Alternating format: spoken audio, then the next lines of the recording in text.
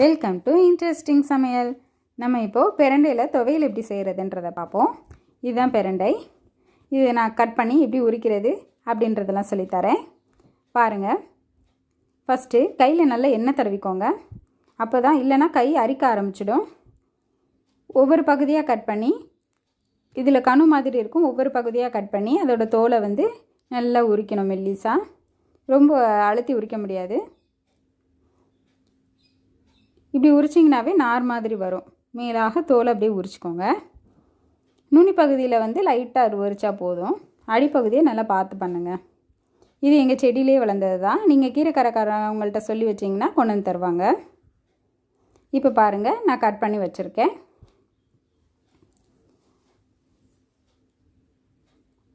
பிரண்டை துவையலுக்கு தேவையான பொருட்களையும் நான் எடுத்து வச்சுருக்கேன். உளுந்தம்பருப்பு, கடலைப்பருப்பு ரெண்டுமே ஒரு ஸ்பூன் எடுத்து வச்சுருக்கேன். அப்புறம் புளி ஒரு நெல்லிக்காய் அளவு, வெங்காயம் 1, கருவேப்பிலை ஒரு கொத்து, 10 வரமிளகாய், கொஞ்சம் தேங்காய்.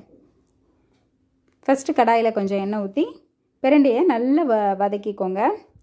பிரண்டையிலேருந்து ஒரு அரிப்புத்தன்மை இருக்கும். அது நாக்கை ஒரு மாதிரி நம்ம செய்யும். அதனால் நல்லா சிம்மில் வச்சு பொறுமையாக நல்லா வதக்கிக்கோங்க.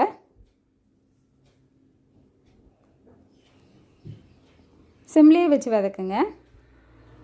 நல்லா வதங்கி அதோட கலரே நல்லா சேஞ்ச் ஆகும். அது வரைக்கும் நல்லா வதக்குங்க. இங்கே பாருங்கள், கலர் நல்லா சேஞ்ச் ஆகிடுச்சு. இப்போ அதை எடுத்து வச்சுக்குவோம்.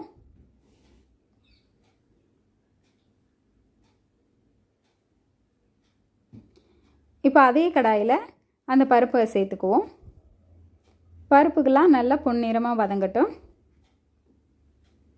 ஒவ்வொரு பொருளாக நம்ம எடுத்து வச்சுருக்கதை சேர்த்துக்கலாம். அதோட நீங்கள் சின்ன வெங்காயம் கூட சேர்த்துக்கலாம். நான் பெரிய வெங்காயம் சேர்த்துருக்கேன் 1. சின்ன வெங்காயம் ரொம்ப நல்லாயிருக்கும், டேஸ்ட்டாக இருக்கும். இப்போ கருவேப்பிலை,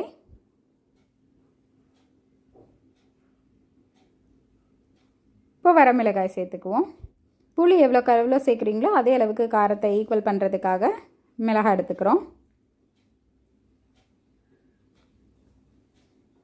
இப்போ தேங்காவை போட்டு வதக்கிக்குவோம். புளியையும் சேர்த்துக்குவோம். அதோட எல்லா பொருளும் நல்லா வதங்கினதுக்கப்புறம் நல்லா ஆற விடணும். ஆற விட்டுட்டு அதுக்கப்புறம் அரைச்சி எடுத்துக்கலாம். பிரண்டை பித்தத்தை போக்கும். கால்சியம் சத்து இதில் நிறைய இருக்குது. குழந்தைங்க பசிக்கலை, சாப்பிட மாட்டேன் அப்படின்னு சொல்லும்போது பிரண்டை துவையல் செஞ்சு கொடுத்தா அவங்களுக்கு நல்லா பசி எடுக்கும், நல்லா சாப்பிடுவாங்க. இப்போ அதை மிக்ஸி ஜாரோடு சேர்த்துக்கலாம்.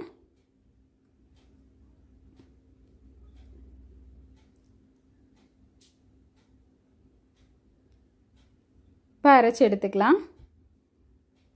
இதில் தேவையான அளவு உப்பு, கொஞ்சம் தண்ணீர் போட்டு நல்லா நைஸாக அரைச்சி எடுத்துக்குவோம். இது தண்ணி நிறையா சேர்த்து சட்னியாகவும் சாப்பிட்லாம். அப்படி இல்லைன்னா கொஞ்சம் கெட்டியாக வச்சு சாப்பாட்டுக்கும் துவையல் மாதிரி எடுத்துக்கலாம். மருத்துவ குணங்கள் நிறைந்த இந்த பிரண்டை சட்னியை நீங்கள் மாதத்தில் 2 வேளையாவது எடுத்துக்கோங்க. உடலுக்கு மிகவும் நல்ல சத்து கிடைக்கும்.